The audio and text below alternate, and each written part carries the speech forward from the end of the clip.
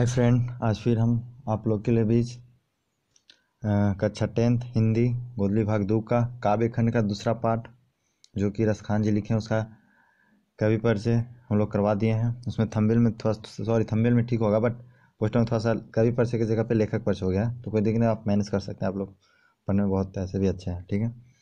तो हम लोग कवि परिचय वाला वीडियो कंप्लीट कर चुके हैं। आज हम पार्ट 1 में देखेंगे पहला पद का उनके अर्थ समझेंगे, उनकी व्याख्या करेंगे। पहला पद में वो क्या क्या बोल रहे हैं, क्या क्या बतला रहे हैं, यही सब चीज़ इस वीडियो में बताया जाएगा, ठीक है। आप पिछला वीडियो नहीं देखेंगे तो जाकर जरूर देखिएगा, क्योंकि आप सिस्टमेटिक तरीका से पढ़िएगा तो आपको बहुत काफ़ी मददगार साबित होगा, बहुत अच्छे तरीका से ढंग से समझ में भी आएगा। क्योंकि अब कुछ यहाँ भी देख लीजिए, कुछ आगे देख लीजिए तो ये समझ में नहीं आएगा, ठीक है। इसलिए आप सिस्टमेटिक तरीका से क्रमबद्ध तरीका से देखिए। पहले कवि परिचय का वीडियो देखिए, उसके बाद पार्ट 1 देखिए, पार्ट 2 देखिए, पार्ट 3 देखिए, उसके बाद जो भी जितना पार्ट में भी पढ़ाया गया हो वो पूरा पार्ट कंप्लीट कीजिए। उसके बाद ऑब्जेक्टिव का देखिए, उसके बाद सब्जेक्टिव का देखिए, ठीक है। उसके बाद आपको कुछ नहीं करना, बस इतना ही करना है। उसके बाद आपका हिंदी में पूरी 100% फुल्ली कवर सिलेबस कंप्लीट हो जाएगा। आपको हिंदी में कुछ नहीं करना। बाकी ग्रामर पोर्शन बच गया तो ग्रामर हम लोग कर लेंगे। पहले बुक हम लोग पहले ख़त्म कर लेते हैं, ठीक है। उसके बाद ग्रामर भी हम लोग का क्लास चलेगा, ठीक है। आप नए हैं तो इस चैनल पर भी सब्सक्राइब कर लीजिए, क्योंकि अब सोचिए मत कीजिए, सोचने का समय नहीं है, करने का समय है। तो अभी सब्सक्राइब कीजिए और बेल आइकन नोटिफिकेशन ऑन कर दीजिए, ताकि जो भी वीडियो अपलोड करें सबसे पहले आप तक पहुंचे। और इस वीडियो को जितना हो सके ज़्यादा से ज़्यादा शेयर कीजिएगा। तो चलिए वीडियो को शुरू करते हैं और देखते हैं कि पहला पद में रसखान जी क्या बतला रहे हैं, ठीक है। चलिए इस चैप्टर का इस कलर तो पेन चेंज कर लेते हैं, थोड़ा सा पेन का कलर ब्लू। इसमें देखिए रसखान जी क्या बतलाना चाह रहे हैं। ये है उनकी जो प्रेम एनी श्री राधिका जो लिखे हैं, कौन लिखे हैं? रसखान जी लिखे हैं। प्रेम एनी श्री राधिका 1 नंबर तो ऐसे कंप्लीट हो जाएगा, ठीक है। तो चलिए यही हम बतलाएंगे आपको कि ये जो प्रेम एनी श्री राधिका में क्या बतला रहे हैं, लिख कर क्या बतला रहे हैं, ठीक है।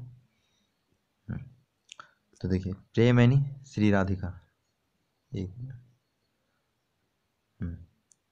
पेन लेते हैं। प्रेम यानी श्री राधिका, यानी देखिए इसमें प्रेम यानी श्री राधिका प्रेम सदानंद। पहले हम क्या करेंगे, पहले पूरा पद पढ़ लेंगे, उसके बाद हम सबकी व्याख्या करेंगे। आपको अच्छे ढंग से हम तैयार किए हैं किस तरीके से व्याख्या करना है, ताकि आपको यदि भी कुछ एक्सप्लेनेशन करने के लिए भी आ जाएगा कि इस पद में क्या बतलाना चाह रहे, इस पद का व्याख्या करें तो आराम से कर दीजिएगा और समझ भी लीजिएगा। यानी कि एक बार में दो काम हो जाएगा, ठीक है। इसलिए हम इस तरीका से व्याख्या किए हैं ताकि आपको व्याख्या करने के लिए पूछे तो व्याख्या कर देना है और समझ भी जाइएगा, और व्याख्या भी किया जा रहा है, यानी कि दोनों काम होते चलेगा, ठीक है। पहले हम पढ़ लेते हैं, उसके बाद इस सब लाइन का बात हम बता देंगे आपको, ठीक है। चलिए पहले पढ़ लेते हैं। प्रेम यानी श्री राधिका प्रेम बरन नंदनंद, प्रेम वाटिका के दो माली मालिन द्वंद, मोहन छवि रसखानी लखी अब दीर्घ अपने नाई, आचे आवत धनुष से छूटे सर से जाहि, जो मन में मानिक लो गए चित चोर नंद नंद, अब बेमन मैं क्या करूं परी फेर के फंद, प्रीतम नंद किशोर जादिन ते नैनिन लगवे, मन पावन चितकोर पलक ओट नहीं करी सको, ठीक है। ये इनका पहला पद में ये बतला रहे हैं, ठीक है। अब क्या बतला रहे हैं चलिए आपको हम दिखाते हैं किस तरीके से। हम आपको व्याख्या भी किया, उसमें आप समझ भी लीजिएगा क्या क्या बतलाना चाह रहा है, और व्याख्या करने के लिए आ जाएगा तो व्याख्या भी कर दीजिएगा, ठीक है। इसलिए हम उस तरीका से आपको बताए हैं। तो इसमें फिर से एक बार पढ़ लेते हैं क्या कि प्रेम यानी श्री राधिका राधिका प्रेम बरन नंद नंद, प्रेम वाटिका के दो माली मालिन द्वंद, मोहन छवि रसखानी लखी अब दीर्घ अपन नाही, आचे आवत धनुष से छूटे सर से जाहि, माँ मोमन मानिक ले गयो चित चोर नंदनंद, अब बेमन मैं का करूं परी फेर के फंद, प्रीतम नंद किशोर जादिन ते नैनिन लगयो, मन पावन चितचोर पलक ओटी नहीं करी सको, ठीक है। चलिए देखते हैं इसको किस तरीके से, इसका क्या अर्थ है, इनका कहने का मतलब क्या है। चलिए देखिए पहला पद में क्या था, जो देखिए पहला पद में देखिए ये वाला लाइन इसमें छूट गया। देखिए इसमें यहाँ से शुरू प्रेम पाटिका के दो माली मालिन, इससे पहले एक और लाइन था वो छूट गया थोड़ा सा। तो ये देखिए आप यहाँ से समझ सकते हैं कि प्रेम एनी श्री राधिका प्रेम बरन नंद, प्रेम वाटिका के देऊ माली माली द्वंद्व, इसका मतलब क्या है? जो देखिए प्रेम यानी श्री राधिका, इसके प्रेम वाटिका के देऊ माली मालिन, यही था। उसमें पहला लाइन छूट गया तो पहला लाइन बता दिए। तो इसमें क्या बतलाना चाह रहे हैं पहला पंक्ति में? जो देखिए यदि इसको दे दे कि व्याख्या कीजिए इस पंक्ति को, तो आप व्याख्या कैसे कीजिएगा?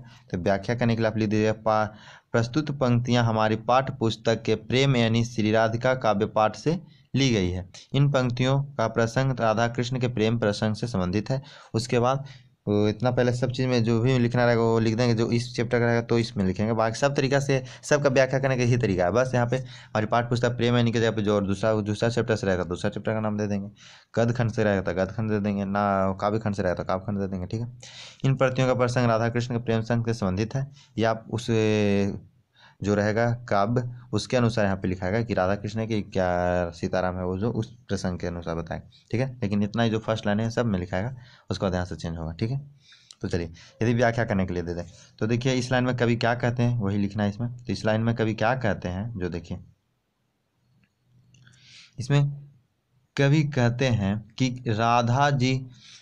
राधिका जी प्रेम रूपी मार्ग है। क्या है? प्रेम रूपी मार्ग है। जो राधिका जी है वो क्या है? प्रेम रूपी मार्ग है, प्रेम करने का एक रास्ता है। और श्री कृष्ण जी यानी नंद बाबा के नंद प्रेम रंग के प्रतिरूप हैं। जो श्री कृष्ण जी हैं यानी कि नंद बाबा के जो नंद प्रेम हैं, जो नंद बाबा के जो पुत्र हुए हैं, पुत्र तो वासुदेव जी का है कृष्ण जी, लेकिन पल्ले पोसे उन्हीं क्या, तो नंद बाबा के जो पुत्र हैं प्रेम रंग के प्रतिरूप हैं। क्या है? प्रेम रंग के प्रतिरूप है। कौन? नंद बाबा के नंद यानी कि नंद बाबा के पुत्र, यानी कि जो पले थे कृष्ण जी, तो वो क्या है? प्रेम रंग का, प्रेम का एक प्रतिरूप है। यानी प्रेम किस तरीके से किया जाता है, कैसे किया जाता है, कब किया जाता है, कितना किया जाता है, सब ये उन्हीं को जानते हैं। कृष्ण जी ही बतलाएं, सबको बतलाएं कि प्रेम कैसे किया जाता है। इसीलिए बोला जा रहा है कि प्रेम रंग का वो प्रतिरूप है। ठीक है। दोनों की महिमा अपार है। दोनों की क्या है? महिमा बहुत अपार है। ठीक है। कृष्ण प्रेम के प्रतीक हैं। कृष्ण क्या है? प्रेम के प्रतीक हैं। तो राधा उसका आधार है। यदि कृष्ण जो है वो प्रेम के प्रतीक है तो राधा क्या है? राधा उसके आधार है। ठीक है। प्रेम रूपी वाटिका के दोनों माली और मालिन है। क्या है? प्रेम रूपी वाटिका, यानी कि जैसे फूलपति का वाटिका होता है, यानी कि फूल वहाँ सिर्फ फूल ही फूल होता है उसका वाटिका, यहाँ प्रेम रूपी वाटिका है, यानी कि यहाँ सिर्फ प्रेम ही प्रेम होता है, प्रेम का वाटिका है। तो ये दोनों, जैसे कि फूल का मालिन, मालिन कौन होता है? जो वहाँ का रखवाला करता है, देखभाल करता है, वही ना होता है। पुरुष रहा तो मालिन, महिला रही तो मालिन हो जाता है। उसी तरीक़ा से जो प्रेम का देखभाला करता है, कैसे प्रेम किया जाता है, क्या करना जाता है, कब किया जाता है, ये सब कौन करते थे? प्रेम रूपी। तो कृष्ण जी। तो ये दोनों कौन थे? ये दोनों कृष्ण जी और राधा जी करते थे। तो कृष्ण जी राधा जी क्या थे? वाटिका के दोनों माली और मालिन, यानी माली कृष्ण जी हो गया, मालिन कृष्ण राधिका जी हो गए। ठीक है। ये दोनों मालिन और मालिन हैं। दोनों की अपनी अपनी विशेषता है। दोनों एक दूसरे के पूरक, यानी क्या है? एक दोनों दूसरे के क्या है? पूरक हैं। पूरक हैं यानी कि दोनों एक दूसरे के क्या है? पूरक। बिना ना उनके बिना वो रह सकते हैं, ना उनके बिना ये रह सकते हैं। दोनों को पूरक हैं, दोनों मिलेंगे तब पूरा हो जाएगा। ठीक है। यानी कि दोनों एक दो पूरक हैं, दोनों के एक दूसरे के बिना नहीं रह सकते। एक दूसरे के अभाव में पूर्णतः नहीं हो सकती। देखिए एक दूसरे के अभाव में क्या हो? पूर्णतः नहीं हो सकती। अभी जो बताया वही चीज़ है इसमें कि एक दूसरे के अभाव, यानी कि उनके बिना ये पूरा नहीं है, इनके बिना वो पूरा नहीं है। जब दोनों एक साथ होंगे तभी पूर्ण रूप से वो होंगे कृष्ण राधा, नहीं तो इनके बिना ये अधूरा है, राधा बिना कृष्ण अधूरा है, कृष्ण बिना राधा अधूरा है। ठीक है। यही बतला रहा है। प्रेम का साकार या पूर्ण रूप से राधा कृष्ण की जोड़ी है। प्रेम का साकार या पूर्ण रूप से राधा कृष्ण की जोड़ी है। जो प्रेम के बारे में बताया हुआ सब क्या है? राधा कृष्ण का प्रतीक है प्रेम का। ठीक है। इन्हीं लोगों ने प्रेम करना शुरू किए थे, रासलीला किए थे। ठीक है। अब देखिए उसके बाद इस पंक्ति में इतना ही, अब इतना इस पंक्ति में बताया गया। अब देखिए नेक्स्ट दूसरा पंक्ति में क्या बताया गया। दूसरा पंक्ति क्या है? तो दूसरा पंक्ति है कि मोहन छवि अस्खानी लखी अब दग अपने नाही, आँचे आवत धनुष से छूटे सर से जाही। दूसरा पंक्ति में यही था जो हम लोग पढ़े अभी। उसमें देखिए दूसरा पंक्ति में क्या है? दूसरा पंक्ति में यही, मोहन छवि रसखानी लाखी दीर्घ अपने नाही, आचल आवे धनुष छूटे सर से जाही। यही है, यही पंक्ति इसमें अभी हम पढ़े कि मोहन छवि अस्खानी लाखी अबदग अपने नाही, आँचे आवत धनुष से छूट सर से जाही। इसका मतलब क्या है? तो देखिए यदि व्याख्या करने के लिए देता है तो आप वैसे लिखिएगा जैसे देखिए यहाँ पे लिखा हुआ है कि प्रस्तुत काव्य पंक्ति हमारी पाठ्य पुस्तक के प्रेम यानी श्री राधिका काव्य पाठ से ली गई है। इस कविता का प्रसंग श्री कृष्ण छवि और आदरस खान की भक्ति से जुड़ा हुआ है। इस तरीके से लिख देंगे। लेकिन अब इसका अर्थ बताना हो, इस लाइन का, इस पंक्ति में क्या कहना चाह रहे हैं, तो देखिए इस पंक्ति में कवि क्या कहना चाह रहे हैं जो बताते हैं। तो इस कवि में पंक्ति कहना चाहते हैं, कवि कहते हैं कि कृष्ण की मनोहारी छवि को निरख कर देख कर आंखें बस में नहीं है। यानी जो कवि रस खान कहते हैं कि इस पंक्ति में कह रहे हैं कि कृष्ण की मनोहारी छवि, जो मनमोहन उनको नाम है ना मोहन, वो सबको मन मोह लेते थे। जिनके सामने जाते थे ना वो उनके प्यार में गुम हो जाते थे, एकदम जैसे लगते थे कि प्यार में खो गए। उनको देखते देखते ही रह जाते थे। इस तरीक़े से उनका चेहरा देखने के बन जाता था। मनमोहनी का मन सबका वो क्या करते थे, मोह लेते थे। ठीक है, तो वही बोल रहे हैं कि मनमोहनी छवि को निरख कर देखकर आंखें बस में नहीं रहती। यानी बस में आँख मेरा यदि चाहे कि इधर ताके तो नहीं ताक सकते थे, हम उधर तो उधर ही ताकेंगे कृष्ण की तरफ। यानी आँख जो था बस में नहीं रहता था। ठीक है, जैसे धनुष के घिसते ही तीर सिर के ऊपर से गुजर जाता है और वह तीर बस में नहीं रहता है, ठीक उसी प्रकार क्या होता है, उसी प्रकार कृष्ण की ओर छवि निहार कर अखियाँ अब बस में नहीं रहती है। यानी कह रहे हैं कि जैसे कि धनुष से तीर जब छूटता है, तो देखते हो धनुष जब तीर से छूटता है, तीर छूटता है धनुष से, तो तीर किसी को रोकने की क्षमता रहता है। जब बस में रहता है वापस हो सकता है, नहीं हो सकता। जैसे मान लो कि हम एक धनुष बना उसे छोड़ दिए ऐसे, ठीक है, और तीर से निकल गया बांध से, या मुंह से जवान निकल गया, तो वापस आएगा, कभी नहीं आएगा। या तीर धनुष चलो तो बस में रहता है, उसको जहाँ जाना रहेगा वहीं जाएगा। ठीक है, चाहे उसको तुम अब कुछ भी करो, तुम्हारे बस में नहीं रहेगा। उसी प्रकार से जब कृष्ण की ओर यदि मेरा ध्यान चल जाता है, कृष्ण की ओर मेरी अखियाँ का नज़र चल जाता है, तो फिर मेरा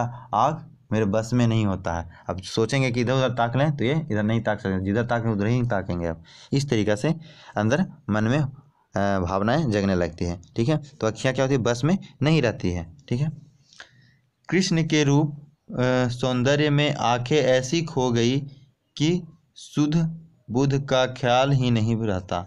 कृष्ण की बोल रहे हैं कि कृष्ण के जो सौंदर्य है, जो देखने में अच्छे लगते थे, जो सुशील थे, सुंदर थे, देखने में जो उनकी सौंदर्य थी, सुंदरता थी, उनकी आंखें ऐसी खो गई, जो उनके देखने में आंखें ऐसी मेरी खो गई, यानी कि आंखें ऐसी गुम हो गई कि जैसे शुद्ध बुद्ध का ख्याल ही नहीं कि हम क्या कर रहे हैं क्या नहीं, कुछ पता नहीं चला। बस जब देख रहे हैं तो देखते जा रहे हैं, देखते जा रहे हैं, बस उसके अलावा क्या हो रहा है क्या नहीं हो रहा कुछ पता नहीं हमको। कोई कहाँ जा रहा है कहाँ नहीं जा रहा है कोई पता नहीं चल, बस देख रहे हैं, तो सिर्फ देख ही नहीं, एकदम एक टक से क्या रहे हैं, देख रहे हैं।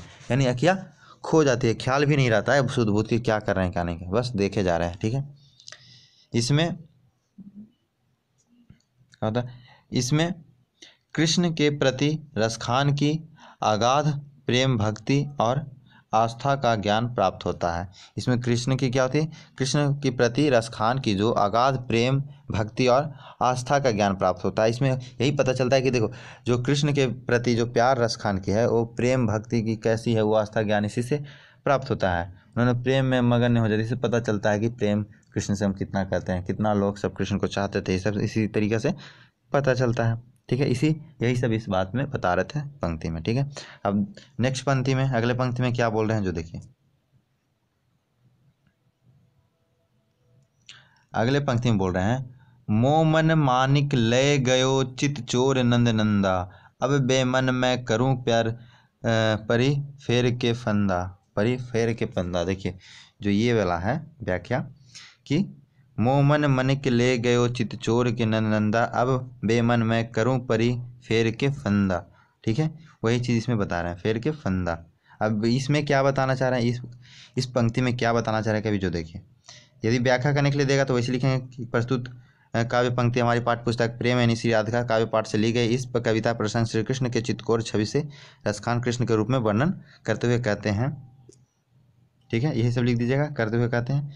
ठीक है, यदि व्याख्या करने के लिए दो क्वेश्चन तो 5 नंबर में देगा। ठीक है, लेकिन ये अब इस पंक्ति में क्या कहना चाहते हैं जो देखिए, इसमें कवि क्या कहना चाहते हैं, कविता के प्रसंग श्री कृष्ण चित्तकोर छवि से हैं, इस रसखान कृष्ण रूप का वर्णन करते हुए कहते हैं। देखिए क्या कहते हैं कि रसखान कृष्ण को वर्णन रूप को कृष्ण के रूप का वर्णन करते हुए कहते हैं कि मेरे मन के माणिक्य को धन को नंद बाबा के लाल कृष्ण ने चुरा लिया है। कौन, रसखान जी, ये कृष्ण जी के रूप का जो रूप होता है उसका वर्णन करते हुए कविता का प्रसंग श्री कृष्ण के चित्तकोर छवि से है। ठीक है, चित्त चोर मतलब चित्त मतलब बदन शरीर, और चोर मतलब चोर समझते हो, तो वही जो शरीर को जो चुरा लिया, मन को जो चुरा लिया हो, चित्त चिंता सॉरी चित्त में चिंता, जो मेरे दिमाग मन को चुरा लिया हो उसी को चित्त चोर बोलते हैं। ठीक है, तो रसखान जी बोलते हैं कि जो कृष्ण जी का जो रूप होता है उसका वर्णन करते हुए कहते हैं कि मेरे मन के माणिक्य को, धन को नंद बाबा के लाल यानी कृष्ण जी चुरा लिए हैं। ठीक है, वे चित्त को बस में करने वाले यानी कि चुराने वाले हैं। बस में यानी अपने चित्त को, मेरे मन को, मेरे शरीर को, मेरे ध्यान को, सबको अपने बस में कर लेते हैं। यानी ये सब करने वाली चुराने वाले हैं, यानी करने वाले हैं, बस में करने वाले मतलब चुराने वाले हैं। ठीक है, अब मेरा मन तो उनके बस में हो गया है। अब मेरा मन क्या हो गया, उनके बस में हो गया। अब जो वो कहेंगे वैसे ही चलेंगे, जैसे वो कहेंगे वैसे चलेंगे, जो वो कहेंगे वो करेंगे। यानी मेरा मन क्या हो गया, उनके बस में अब हो गया। मैं बेमन का हो गया हूँ। क्या मैं बेमन हो गया हूँ, मतलब विवश हो गया हूँ, बेमान हो गया हूँ। अब हम क्या करें, अब हमको कुछ समझ में नहीं आ रहा। अब जो वो कहेंगे वैसे ही चलेंगे, जो बसीकरण होता है वही बस में कर लिए। ठीक है, मुझे कुछ भी नहीं सूझता कि अब क्या करूं। मुझे क्या हो रहा है, अब कुछ सूझ नहीं रहा है कि हम क्या करें। अब जो बोलेंगे वही समझ में आ रहा, अब कुछ तो समझ में नहीं आ रहा कि क्या करें। ठीक है, तो ये बता रहे हैं कि अब मुझे कुछ समझ में नहीं, सूझ नहीं रहा कि अब क्या करूं। मैं कृष्ण के फेरे के फंदे में फंसकर लाचार हो गया हूँ। बोल रहे हैं कि अब मैं कृष्ण के फेरा में फंसकर क्या हूँ, लाचार हो गया हूँ। फंदे में फंसकर, कोई बोलता है ना कि तो फेरा में हम फंस के पछता रहे हैं, ये हम तुम्हारी बात नहीं मानते तो ठीक हो जाता, ये हम तुमसे नहीं बात करते तो हो, हम तुम्हारा बात नहीं मानते, हम तुम्हारा बात मान कर यहाँ नहीं जाते तो हम बच जाते हैं, तुम्हारे चक्कर में हम फंस गए। इस तरीके से बोलते हैं। उसी तरीक़ा से ये भी बोल रहे हैं कि हम अब कृष्ण के फेरे में, फंदे में फंस कर लाचार हो गए, अब कुछ कर नहीं सकते हैं। अब बस मतलब इतना उनके अथी देखने में, उनके देखने के साथ उन मगन सब हो जाती थी, उतना उनसे सब प्रेम करने लगती थी, उनके फंस जाती थी तो फिर वहाँ से निकलने की बहुत नामुमकिन होता था। ठीक है, मेरा बस अबस हो गया है। जो मेरा बस था वो अबस हो गया, बस ना बस चल रहा है, ना इधर जा सकते हैं इधर जा सकते हैं। अब हमको कुछ हटने का मन ही नहीं कर रहा, उनके पास ही दिन भर बैठने रहने का मन कर रहा है। इस तरीक़े से यानी मेरा बस अबस हो गया है। ठीक है, इन पंक्तियों में कृष्ण भक्ति की प्राकटता, तामन्यता, एकात्मकता एवं गहरी अवस्था का सम्यक चित्रण हुआ है। क्या हुआ है। ठीक है, चित्रण हुआ है। ठीक, अब देखिए अगले पंक्ति में क्या कहते हैं, देखिए इस पंक्ति में क्या कहते हैं, जो देखिए कि प्रीतम बिसोर चलित नैनित लगयो, पवन मन चितचोर पलक ओठी नहीं करी सको या सकी, वो जो भी हो। जिससे देखिए इस पंक्ति में जो बोल रहा है कि प्रीतम नंद किशोर जा दिन के नैनी लाग्यो, मन में पावन चितकोर पलक ओट नहीं करी सको, ये वाला पंक्ति है। ठीक है, वहाँ पे कुछ मिस्टेक हो गया तो यहाँ पे देख लीजिए, यहाँ पे देख लीजिएगा, ये वाला पंक्ति है जो न प्रीतम नंद किशोर जा दिन ते नैनिन लगयो, मन पवन चितकोर बलक ओठी नहीं करी सको, ये वाला है यहाँ पे लाइन। ठीक है, यहीं पे यही लाइन है, प्रीतम किशोर यहाँ पे होगा। ठीक है, नंद किशोर चलित नैनित लगयो, मन पवन चितकोर पलक ओटी नहीं करे सको, यहाँ होगा सको। ठीक है, यह देखिए इसीलिए हम वहाँ पे दिखा दे रहे हैं। ठीक है, यदि आपको व्याख्या करने के लिए सीधेगा तो वैसे लिखिएगा कि प्रस्तुत काव्य पंक्ति हमारे पाठ्य पुस्तक प्रेम यानी श्री रात का काव्य पाठ से ली गई है। ठीक है, इस कविता का प्रसंग श्री कृष्ण के पवित्र प्रेम के प्रति गहरी आस्था से है। ठीक है, इतना लिखो। उसके बाद जो कवि कह रहे हैं इस लाइन में वो लिख देना है। इसमें कवि क्या कह रहे हैं, जो देखिए इस पंक्ति में क्या बतलाना चाह रहे हैं कवि, जो देखिए इसमें कहना चाह रहे हैं। कवि रसखान कहते हैं कि परम प्रिय नंद किशोर से जिस दिन से आंखें लड़ी है या लगी है उनके पवित्र मन ने चित्त को चुरा लिया है। यानी बोल रहे हैं रसखान जी इस पंक्ति में ये बतला रहे हैं कि परम प्रिय नंद किशोर यानी कृष्ण से जिस दिन से आंखें लड़ी है, यानी जब से हम उनकी आंखें लड़ी है या लगी है यानी देखे हैं, तब से, जब से हम उनकी आंखें में आंखें देखे हैं तब से क्या हो रहा है, उनके पवित्र मन, जो उनके मन चित्त जो को चुरा लिया है। मन पवित्र को, चित्त को, मन को, बुद्धि को, शरीर को, मेरे बस को, सबको क्या किया, उन्होंने चुरा लिया है। उनकी छवि को पलकों को ओट से दूर नहीं किया जा सकता। उनकी जो छवि, जो उनकी चेहरा आँखों में नज़र आ रही है, उनकी पलकों मतलब आँखों से ओट से दूर नहीं किया जाता है, और आँखों से उनकी चेहरा हट नहीं रहा है, यानी दूर नहीं किया जा सकता है, दूर नहीं हो रहे हैं, जो देखें बस वैसे ही दिख रहे हैं। इस तरीके से मेरे आँख से कितना हटाने की कोशिश करें तो भी हट नहीं रहा है, यानी दूर नहीं किया जा सकता। कहने को भाव यह है कि कृष्ण के प्रति रसखान की गहरी आस्था है, विश्वास है, भरोसा है, प्रेम की भूख है। ठीक है, ये सब रसखान के बहुत विश्वास करते हैं कृष्ण जी पे, और उनकी बहुत क्या है, भरोसा है, विश्वास है कि प्रेम की भूख है। इस तरीक़े से उन्होंने रसखान जी की गहरी आस्था इसमें है कि कृष्ण जी इस तरीक़े से, मतलब जैसे होता है लगाव होता है, वो उसी तरीक़े से लगाव, जिससे ज़्यादा प्यार हो, मत इधर प्यार हो जाए या प्रेम हो जाए, ठीक है, तो उससे लगाव थोड़ा सा हो जाए, उसको भरोसा थोड़ा सा होने लगता है, विश्वास रहता है। ठीक है, फिर बोलते हैं कि जब से आँखों ने नंदकिशोर का दर्शन दिया है, तब से मन का चैन छिन गया है। यानी बोल रहे हैं कि जब से मेरी जो आँख है वो नंदकिशोर का दर्शन किया है, यानी जो जब से मैंने आँख देखे हैं नंदकिशोर यानी कृष्ण जी को, जब से हम देखे हैं तब से मेरा मन चैन सब छिन गया। अब सब क्या हुआ, छिन गया, अब बिल्कुल मन नहीं लगता, सब मन उनके पास चला गया।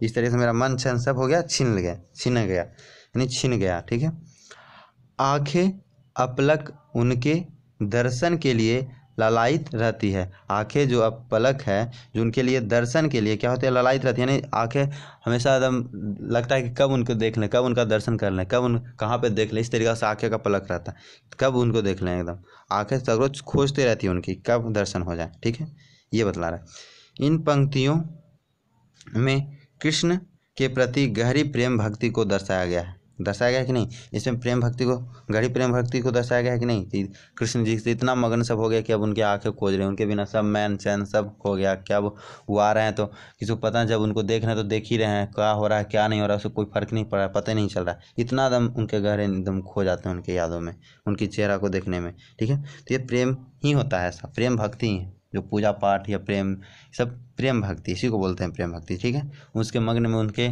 यादों में खो जाना, या उनकी से भक्ति में खो जाना, उनकी सेवा में खो जाना, यही सब प्रेम भक्ति कहलाता है। ठीक है, तो इस तरीक़े से हम लोग पहला पद कंप्लीट कर लिए, यानी वीडियो पार्ट 1 हम लोग कंप्लीट कर लिए। पार्ट 2 में उनका दूसरा पद है जो हम लेकर आएंगे। ठीक है, दूसरा पद क्या है, तो दूसरा पद ये वाला है, करेले के कुंज ऊपर बरो। ठीक है, ये हम लोग को दूसरा पद है। दूसरा पद नेक्स्ट वीडियो में लाएंगे पार्ट 2 में करके, क्योंकि ज़्यादा लंबा वीडियो हो जाएगा तो अच्छा नहीं रहेगा, आप लोगों को भी बोरिंग थोड़ा सा होने लगेगा, इरिटेट होने लगेगा, इसलिए शॉर्ट वीडियो में आराम से पढ़िएगा, एकदम कंप्लीट कोर्स इसमें होगा। क्या होगा, कंप्लीट कोर्स आपको कराया जाएगा इसमें, आप टेंशन मत लीजिए, आपको कंप्लीट कोर्स यहाँ पे कराया जाएगा हिंदी का। ठीक है, हिंदी का, मैथ का भी चलेगा, ठीक है, और भी सब्जेक्ट का सब चलेगा, और सेट भी चलेगा। यहाँ पे लाइव टेस्ट भी चलेगा। क्या होगा, लाइव टेस्ट चलेगा। इसके लिए बस आप लोग हेल्प कीजिए, जल्दी से जल्दी चैनल को सब्सक्राइब करवाइए।